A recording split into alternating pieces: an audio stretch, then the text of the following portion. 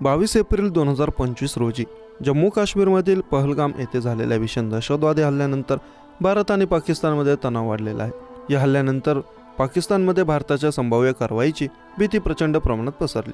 मागील काही दिवसांपासून उच्चस्तरीय बैठका सातत्याने सुरू आहेत। अशातच आता भारताच्या केंद्रीय गृह मंत्रालयाने नागरिकांसाठी युद्धजन्य परिस्थिती काय करावे याचे मॉक ड्रिल घेण्याचा आदेश दिले आहेत। या आदेशानंतर पाकिस्तानमध्ये एकच खळबळ उडाली। भारत कधीही एलओसीवर सैन्य कारवाई करू शकतो असा दावा आता पाकिस्तानचे संरक्षण मंत्री ख्वाजा आसिफ यांनी केला।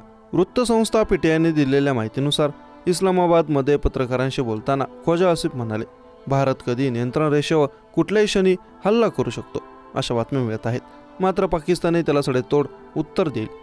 त्यांनी हेही स्पष्ट केलं की पाकिस्तानमधील पंतप्रधान शहबाज शरीफ यांनी पहलगाम हल्ल्याची आंतरराष्ट्रीय चौकशी करण्याची मागणी केली। आसिफ म्हणाले, ही चौकशी केल्यास हे उघड होईल की हल्ल्यामागे भारत स्वतः की अंतर्गत कोणता गट जबाबदार आहे आणि त्यामुळे भारताने लावलेले निर्धार आरोप खोटे असल्याचे सिद्ध होईल। हे पहिल्यांदाच घडलेले नाही। काही दिवसांपूर्वी पाकिस्तानची माहिती व प्रसारण मंत्री अत्ता तरार यांनी असाच इशारा दिला होता की भारताचे हल्ले 24 ते 36 तासांत होऊ शकतात, मात्र अद्याप तसा कोणताही हल्ला झालेला नाही। या पार्श्वभूमीवर पाकिस्तानचे लष्कर प्रमुख जनरल सय्यद असीम मुनीर यांनी 5 मे रोजी देशाच्या प्रतिष्ठेचं आणि जनतेच्या सुरक्षेचं रक्षण करण्यासाठी पूर्ण ताकदीने प्रत्युत्तर दिलं जाईल असं सांगितलं।